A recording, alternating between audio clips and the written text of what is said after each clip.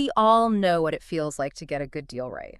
Like when you finally convince your friend to do their share of the chores, Yeah. or you snag a killer discount at your favorite store. It's all about leverage. But what if those deals were happening on like a national scale, with Congress holding the purse strings and states all vying for a piece of the pie? That's actually a great analogy because that's what we're going to be diving into today. Congress's spending power, a tool that can be just as powerful as it is complex. Exactly. We've got some great research lined up for this deep dive. We're going to really break down this crucial but often misunderstood power of Congress. By the end of this, you'll not only understand how Congress uses its wallet to influence policy, but also the crucial legal and ethical lines that keep this power in check. Sounds like a plan. So before we get into the nitty-gritty, let's start with the basics. What exactly is this spending power? Well, it all goes back to Article 1, Section 8, Clause 1 of the Constitution, which gives Congress the power to spend money, not just on things specifically listed in the Constitution, like the military, but also for the general welfare of the United States. And that general welfare part is where things get really interesting. Okay, so the Constitution gives Congress some wiggle room with its spending. It's not just about funding the things explicitly listed in the document. What were some of the early legal battles that helped define the scope of this power? Well, the spending power wasn't always this broad. Early Supreme Court cases really shaped its boundaries. One of the key turning points was the case of U.S. v. Butler back in 1936. This case revolved around agricultural policies, specifically crop limits. And the court had to decide if Congress could use its spending power to influence what farmers grew. So this case involved farmers and crop limits. It sounds like it was a pretty big deal back then. Absolutely.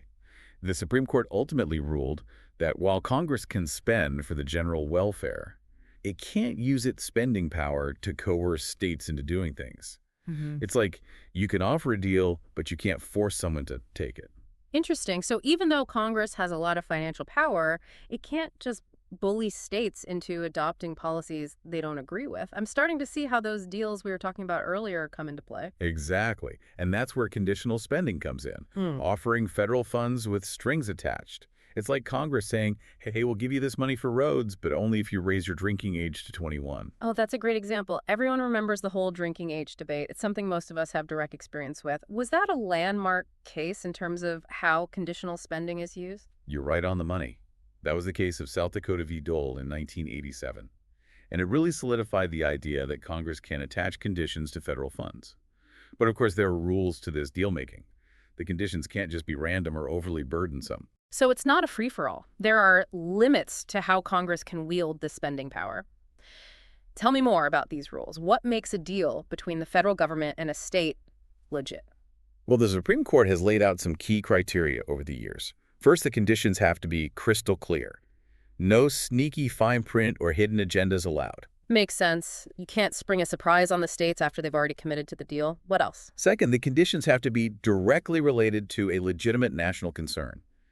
Congress can't just use spending to dictate every little detail of state policy. So there needs to be a clear connection between the money being offered and the policy goal Congress is trying to achieve. Right, and perhaps the most important rule is that the condition cannot be coercive. It can't be a take-it-or-leave-it situation where the state has no real choice but to comply. Hold on, coercive. I get that Congress can't force states to do things they don't want to do. But isn't all spending kind of persuasive in a way? I mean, if the federal government is offering a ton of money, it's hard for states to say no, right?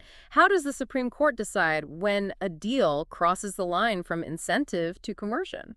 That's the million-dollar question. It's where things get really nuanced. Hmm. And to understand it, we need to look at another landmark case, Yeah. NFIB v. Sebelius from 2012.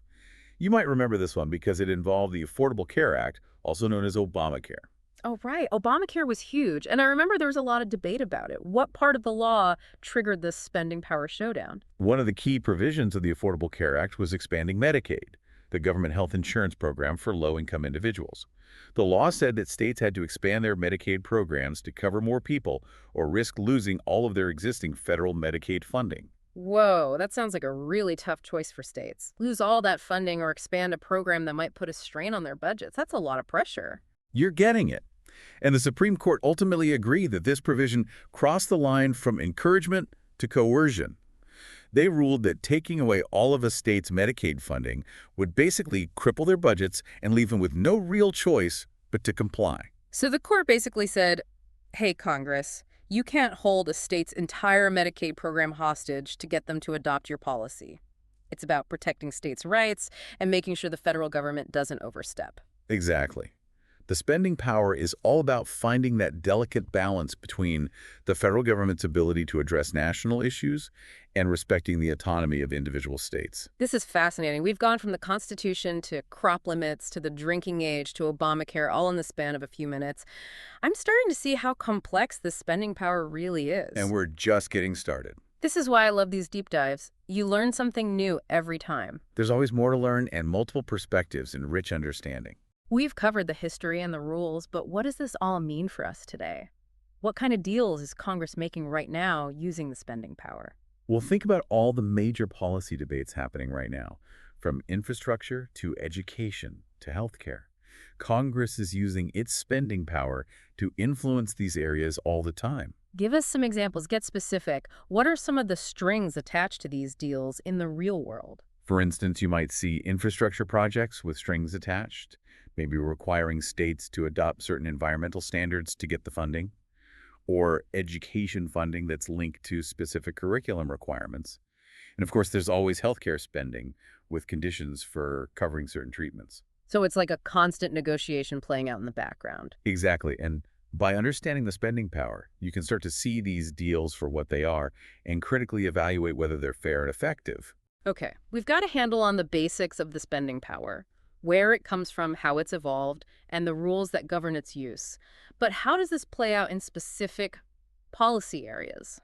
What are some of the hottest debates happening right now? That's what we'll explore in our next segment. Don't go anywhere. All right, so let's shift gears a little bit and bring this spending power concept to life with some real-world examples. Yes, let's see how these deals actually play out in the arena of public policy. What are some concrete scenarios where Congress uses its spending muscle to nudge states in a certain direction? Well, let's start with something everyone can relate to: roads. Imagine Congress wants to improve the nation's highways, a goal that most people would support, right? But they also want to encourage states to adopt stricter emission standards for vehicles to combat climate change. Okay, so you've got a popular goal, better roads, combined with an environmental goal that might be a little more controversial. How does the spending power come into play? This is a classic conditional spending scenario. Congress could say to the states, hey, we'll give you billions of dollars for those shiny new highways you need, but only if you agree to implement these tougher emissions rules for cars and trucks. Interesting. So the states still have a choice. But it's a choice with a pretty big financial incentive attached to it. Accept the funds and adopt the stricter emissions rules, or go it alone and potentially miss out on much-needed infrastructure improvements. That's a tough call for a state to make. Exactly. And that's the whole point of conditional spending. It allows Congress to influence state policies and nudge them towards certain goals without directly mandating those policies. It's a way to exert federal influence while still acknowledging the autonomy of individual states. It's like a delicate dance trying to find that sweet spot where the federal government can encourage action without overstepping its bounds. So we've got roads and emissions as one example. What are some other areas where we see this dynamic play out? Think about education. Congress might offer extra funding to states that agree to adopt certain curriculum standards, like the Common Core standards that sparked a lot of debate a few years back. Ah, so that's how federal influence can trickle down to local schools and impact what students are learning. Parents are usually very passionate about education, so I can see how this type of conditional spending could generate a lot of discussion. Are there any other examples from the world of education? Absolutely. Congress could offer financial incentives to states that expand access to early childhood education, which is a policy goal with a lot of support from researchers and educators. But those funds might come with certain conditions, like requiring specific teacher training standards or curriculum guidelines for pre-K programs. It's not just about throwing money at a problem. It's about trying to steer states towards a particular approach to early childhood education that Congress believes is most effective. I imagine some people would applaud that approach, while others might argue that it's too prescriptive and limits states' flexibility to design programs based on their own unique needs and challenges. You're hitting on a key point here. This type of conditional spending often leads to debates about the balance of power between the federal government and the states. It seems like the line between incentive and coercion can get pretty blurry in these situations. How do you think the courts would view a situation where Congress tries to use its spending power to heavily influence a state's education policies? Well, as we discussed earlier, the courts are constantly on the lookout for signs of coercion. They would likely scrutinize the details of the deal to determine if the conditions are truly related to a national concern and if the financial pressure being applied is so great that it effectively eliminates any meaningful choice for the state. Remember the Affordable Care Act case we talked about? That case really highlighted the limits of conditional spending. Right. The Supreme Court made it clear in that case that Congress can't use funding threats to force states into adopting policies they wouldn't otherwise choose. It's about protecting states' autonomy and preventing the federal government from becoming too heavy-handed. Okay, we've looked at roads and education. What about healthcare? It's a massive part of our economy, and there are always debates about costs and access. I bet Congress uses its spending power in this area quite a bit. Absolutely. Healthcare is a prime example. Let's say Congress wants to address the opioid crisis, which has had a devastating impact on communities across the country. They could offer states increased funding for drug treatment programs, but with the condition that states implement stricter prescription monitoring programs to prevent overprescribing. Or they might require states to expand access to certain medications that have been shown to be effective in treating opioid addiction. So the funding becomes a leverage point to encourage states to adopt specific strategies for tackling a complex public health crisis. It makes sense from a policy standpoint, but I can also see how some states might push back against those conditions. All right, some states might already have programs in place that they believe are effective, and they might be resistant to federal mandates that could disrupt those existing efforts. Others might have concerns about the costs or logistics of implementing the conditions attached to the funding. It seems like there's always a tension between the desire for a coordinated national response to a problem and the need to respect the diversity of approaches and priorities across different states. You've hit the nail on the head. It's this constant push and pull between federal power and state sovereignty, and the spending power is right at the center of that dynamic. We're starting to see how these spending power deals play out in the real world, with Congress trying to incentivize states to adopt certain policies in areas like infrastructure, education, and healthcare.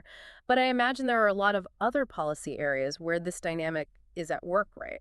I'm curious to hear more examples. You're absolutely right. There are countless other areas where Congress uses its spending power to influence state policy, and we'll explore some of those in our next segment. Great.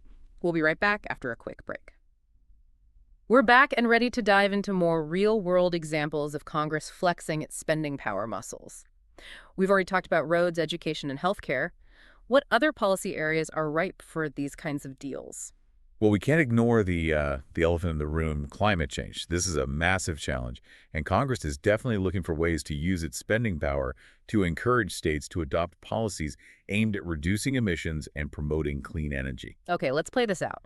Let's say Congress wants to accelerate the transition to renewable energy sources. How might they use their spending leverage to achieve that goal?